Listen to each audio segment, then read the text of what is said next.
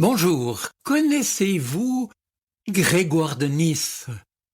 C'est un chrétien du IVe siècle, un père de l'Église qui a été évêque de la ville de Nice. Non pas Nice sur la côte d'Azur, mais Nissa, près de l'actuel Istanbul en Turquie. Eh bien, Grégoire de Nice a donc écrit un commentaire sur la vie de Moïse, dans lequel il a insisté sur un thème qui nous rejoint aujourd'hui. Pourquoi, se demande Grégoire, Moïse a-t-il pu libérer son peuple? Eh bien, répond Grégoire, parce qu'égyptien par son éducation et hébreu par son origine, Moïse précisément a su tirer parti de sa double appartenance. Eh bien, mes amis, savez-vous qu'il en a été exactement de même avec les fameux mages dont je veux parler ce dimanche. Et si je vous en parle, c'est parce qu'eux aussi ont conjugué leur double appartenance, d'une part leur culture scientifique profane et d'autre part leur foi naissante en Jésus-Christ. Les mages cherchaient à la fois un chemin et une lumière pour se diriger, pour donner du sens à leurs recherches. Or, l'étoile dont il nous est parlé dans le texte de Matthieu chapitre 2, les mages ne se sont ni satisfaits du signe découvert dans le ciel, ni ne sont restés immobiles. Non, ils se sont mis en marche avec persévérance et ils se sont ouverts à une autre réalité. Et là, on commence à comprendre que la démarche des mages, en se rendant à la crèche de la Nativité et en repartant ensuite vers leur pays, préfigure la démarche de tout chrétien qui, après s'être incliné devant Jésus, doit ensuite annoncer sa bonne nouvelle au monde. Quand l'Évangile nous relate l'histoire de ces mages venus d'Orient, Matthieu ne nous dit ni le nombre, ni le nom de ces personnages, ni n'a non plus laissé entendre qu'ils pouvaient être des rois. Mais c'est pourtant bien ainsi, en s'appuyant sur ce récit, que les chrétiens assez tôt ont fêté cet épisode important de l'Évangile, le nommant l'épiphanie. L'épiphanie, d'un mot grec qui veut dire manifestation. L'épiphanie que beaucoup appellent malgré tout la fête des rois est donc étymologiquement la fête de la manifestation de Dieu aux hommes en la venue de Jésus. Manifestation, en l'occurrence, du Dieu de l'Évangile à des non-juifs, ici, pour annoncer par avance l'universalité du salut offert à tous en Jésus-Christ, à la fois homme et fils de Dieu, Seigneur et Sauveur. Parfois, comme les mages, avant et après le tournant de l'année, nous aussi nous ne savons pas ou plus où trouver Jésus. Peut-être l'avez-vous cherché, mais vous vous rendez compte que vous cherchiez au mauvais endroit. Vous avez essayé ceci ou cela, ici ou là, mais vous n'avez pas vraiment trouvé ce que vous cherchiez. Vous n'avez pas trouvé celui que vous cherchiez. Ou peut-être que lui, vous le cherchiez sans le savoir. Et vous avez du mal à trouver où se trouve Jésus au milieu de vos circonstances actuelles. Cette période n'est-elle pas souvent pour nous pleine de questions, plus que de réponses, et plus de souffrance que de joie? Le récit de Matthieu nous donne aujourd'hui pourtant de l'espoir. Ceux qui cherchent Jésus sérieusement, avec ferveur, le trouveront. Ce n'est pas le lieu qui dicte le chemin. Le chemin est défini par l'obéissance au conseil que Dieu offre. Ainsi Matthieu nous dit que les mages suivirent l'étoile qu'ils avaient vue et qu'elle les précéda et s'arrêta au-dessus du lieu où était le petit enfant. Et quand ils virent l'étoile, ces mages furent remplis de joie. La réponse à la question de savoir où se trouvait Jésus leur a donc été donnée par l'obéissance à voir et à suivre. Et cette obéissance et cette ouverture est donc récompensée par la joie de le trouver. Le voyage des mages concerne à la fois, vous l'avez compris, une destination physique et une détermination fidèle. Ils ont suivi l'étoile pour trouver le Dieu qu'ils cherchaient, pour trouver le roi qu'ils cherchaient. Bref, les mages sont venus chercher et ont trouvé le Sauveur.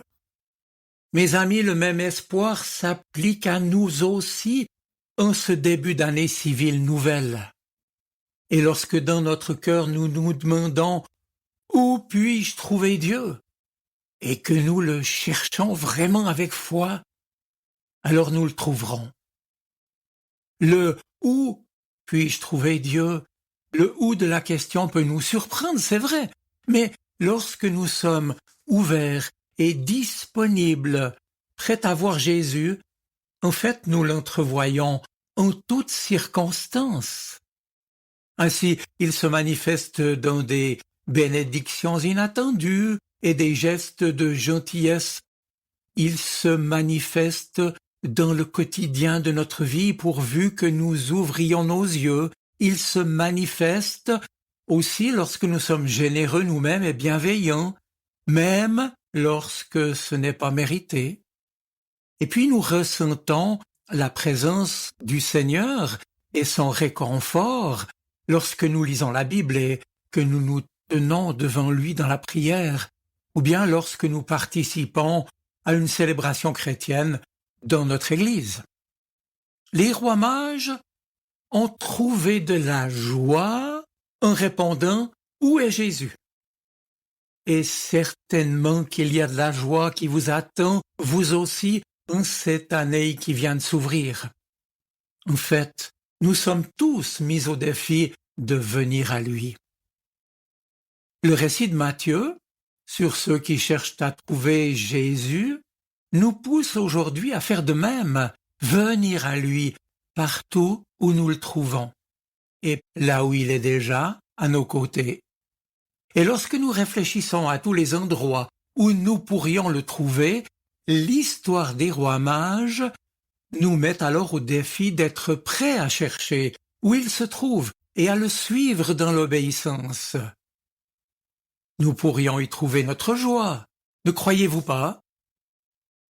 Alors l'épiphanie, la manifestation de Jésus, oui, est une belle occasion pour nous de venir à Jésus et de repartir ensuite transformés et joyeux de l'avoir rencontré, de repartir, dit l'Évangile, par un autre chemin, c'est-à-dire autrement que lorsque nous sommes venus pour écouter ce message, prêts à affronter avec lui le Seigneur la réalité quotidienne des jours qui viennent.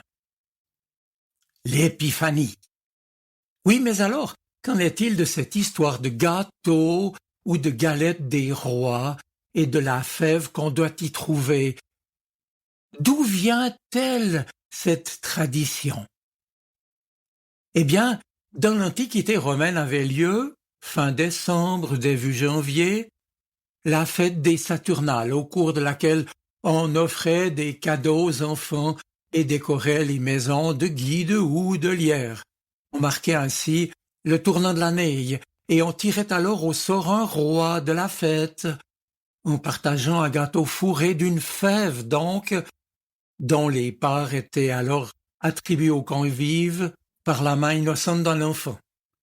Quant à la fève elle-même, la graine, elle évoquait la promesse du renouveau attendu avec l'année nouvelle. Mais si vous le voulez bien, revenons à Grégoire de Nice et à nos mages. comme Moïse. Les mages ont accepté de chercher, d'aller de l'avant et de persévérer dans leur parcours de vie, même que c'était difficile, nourris eux-mêmes à la fois de leur propre tradition, compétences scientifiques, mais aussi de la culture biblique acquise en Palestine en venant adorer Jésus. Cela dit, chacun de nous possède aussi, comme Moïse et comme les mages, une double culture, une double appartenance. Pour vous, celle de votre existence personnelle, de vos traditions, de vos compétences actuelles ou passées, et puis celle de votre parcours chrétien, engagé dans telle ou telle église. Est-ce que vous avez conscience de cette richesse formidable? Comment utilisez-vous les deux réalités qui vous façonnent? Comment laissez-vous le lait qui vous nourrit spirituellement vous rendre fort et rayonnant dans ce monde, comme Moïse avait bu le lait de sa mère hébraïque afin de résister ensuite plus tard au pharaon égyptien? Qu'allez-vous faire de ce que Dieu vous donne cette année nouvelle? Mais pour l'heure, revenons encore au récit de Matthieu. Les mages, on le sait, ont donc offert 3 cadeaux symboliques à l'enfant qui vient de naître. Il n'en a aucun usage immédiat. Eût-il mieux valu donner à ses parents des vêtements chauds, un cabas de nourriture, une chambre à l'auberge, et puis un peu d'argent? Eh bien ici, je vous signale en passant que le terme grec « doron », utilisé pour qualifier les cadeaux des mages, se retrouve 19 fois dans le Nouveau Testament, essentiellement pour désigner des offrandes faites à Dieu lui-même. Ici, Matthieu veut donc sans nul doute nous dire que les mages reconnaissaient déjà la royauté de l'enfant, et c'est pourquoi ils lui offrent de l'or. Ils reconnaissaient aussi sa divinité, et ils lui offrent de l'encens, un parfum qui était réservé à ceux qu'on voulait honorer comme un dieu, et ils pressentent aussi qu'il passera par la mort.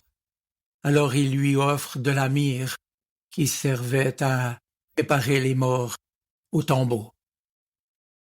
Ce que nous pouvons dès lors retenir de l'offrande des mages, c'est qu'elle nous invite à ce que nos cadeaux à nous soient aussi des dons sans espoir de retour, des signes d'affection de notre part pour le Christ sans contrepartie, et non pas comme le monde pratique les choses, des investissements appelant un retour. Offrir de tout son cœur, c'est donc en quelque sorte limiter sa volonté de posséder et sa volonté de toute puissance. C'est accepter de ne pas être tout et laisser ainsi la place à l'autre, rappel de ma propre insuffisance. Une limitation à notre désir humain de puissance et de maîtrise. Dans notre récit, mes amis, on voit bien que les mages, par leur offrande, reconnaissent humblement en Jésus quelqu'un de bien plus grand qu'eux. Les mages sont donc en quelque sorte le modèle chrétien du don et de l'offrande, motivés avant tout par l'aspiration profonde à être en présence du Christ, et puis à le laisser grandir en soi et dans la communauté chrétienne. Un désir et une aspiration qui impliquent bien entendu au préalable que je me place devant Dieu et que je laisse aussi tout ce qui n'est pas de lui. L'offrande à Dieu de notre propre vie et de nos biens est ainsi comme un appel d'air qui permet à son feu divin de grandir en nous et de nous embraser de l'intérieur. C'est en adoptant une attitude alors à la fois humble, reconnaissante et sincère que Dieu peut pleinement habiter le cœur de celui ou de celle qui a appris à limiter et à éduquer son désir, et que Dieu utilisera aussi pour briller désormais comme des lumières dans ce monde. Mais poursuivons. L'épiphanie, c'est-à-dire la manifestation du Christ aux mages, nous montre clairement, je l'ai dit, que les non-juifs, les païens, peuvent désormais rencontrer le Christ et ensuite revenir symboliquement chez eux par un autre chemin, c'est-à-dire profondément transformés. Leurs 3 cadeaux ont ici une signification symbolique, parce que dans l'Ancien Testament, l'or est le signe royal par excellence, et l'or permettait au roi, entre autres choses, de nouer des alliances avec ses voisins. Et puis l'encens est le signe du prêtre, dont la fonction est d'intercéder auprès de Dieu pour le peuple. La myrrhe, outre sa fonction mortuaire, je l'ai relevé, sert également à parfumer l'huile sainte qui est utilisée par le prophète pour l'onction sainte, c'est-à-dire pour consacrer au nom du Seigneur. L'or, l'encens et la myrrhe sont donc les signes, nous dit Matthieu, de la triple fonction de prêtre, de prophète et de roi dont Jésus est l'image par excellence. Vrai homme et vrai Dieu, Jésus est à la fois le médiateur entre Dieu et son peuple, le sauveur des hommes, et celui qui établit le royaume de Dieu. Il est donc prêtre, prophète et roi. Les mages ont donc offert symboliquement des cadeaux très significatifs qui nous parlent encore aujourd'hui. Offrir, s'offrir au Christ, c'est donc accepter de recevoir de lui ce qu'il est venu nous donner, lui aussi, par sa vie, sa mort et sa résurrection, c'est-à-dire devenir chaque jour davantage des lumières qui rayonnent de sa lumière. Maintenant, l'offrande des mages me fait aussi comprendre que 4 temps, 4 verbes structurent la dynamique du don et de la grâce.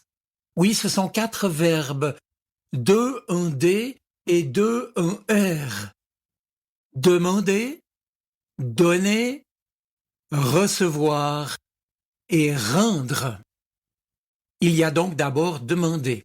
Demandez et vous recevrez, disait Jésus, en nous invitant à prier sans nous décourager. Demander est un acte d'humilité par lequel je reconnais ne pas être tout et dans lequel j'accepte de manquer, de ne pas être autosuffisant. Demander. Et puis, donner. Le premier don de Dieu, c'est Dieu lui-même. Dans l'enfant de Bethléem, Dieu se donne sans retenue, inconditionnellement. Il répond à la quête des mages et à nos propres demandes de sa présence dans nos vies. Un enfant nous est né, un fils nous est donné, prophétisait Ésaïe dans l'Ancien Testament. À nous, maintenant, de nous inscrire dans cette réalité évangélique où se donner est encore plus important que de donner. Demander, donner et maintenant recevoir. Savoir recevoir ou bien accueillir est parfois difficile. Mais les mages l'ont réalisé à merveille. Ce roi, ils le reçoivent et ils l'adorent comme le roi devant lequel ils se prosternent. Eh bien, mes amis, pour nous aussi, c'est accepter de le considérer comme notre maître et notre guide.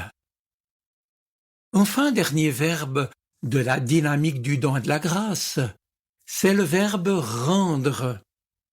Les mages reçoivent du ciel un signe et rendent, ou reconnaissent, si vous préférez, à l'enfant de Bethléem les signes de sa royauté, l'or, de sa prêtrise, l'encens et de ce qu'il accomplira par sa mort la mire.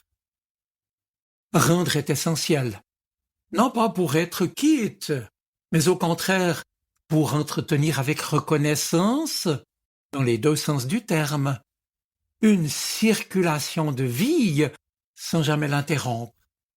Voyez-vous, c'est la réponse gracieuse et reconnaissante à l'initiative gracieuse d'un autre.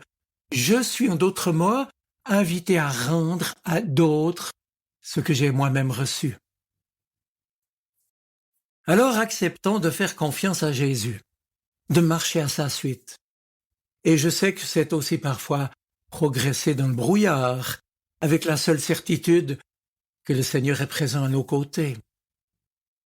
Aurons-nous ce courage confiant de persévérer et de tenir bon dans les jours, les mois et l'année qui vient? Conserverons-nous notre capacité à servir sans résultat immédiat? Alors au début d'une étape nouvelle, oui, interrogeons-nous honnêtement et appuyons-nous d'autant plus sur la grâce que Dieu renouvellera pour nous chaque matin. Voilà, mes amis, il est temps pour moi de terminer. Si nous sommes les mages d'aujourd'hui, notre feuille de route est toute tracée. En résumé, il s'agira d'être attentif aux signes de l'action de Dieu aujourd'hui, en acceptant de nous laisser transformer, de nous tenir en la présence du Seigneur, de lui offrir qui nous sommes, ce que nous avons, les trésors de notre savoir-faire, de nos compétences et de nos ressources, et de repartir dans ce monde comme ses témoins et ses ambassadeurs. Soyez bénis. Amen.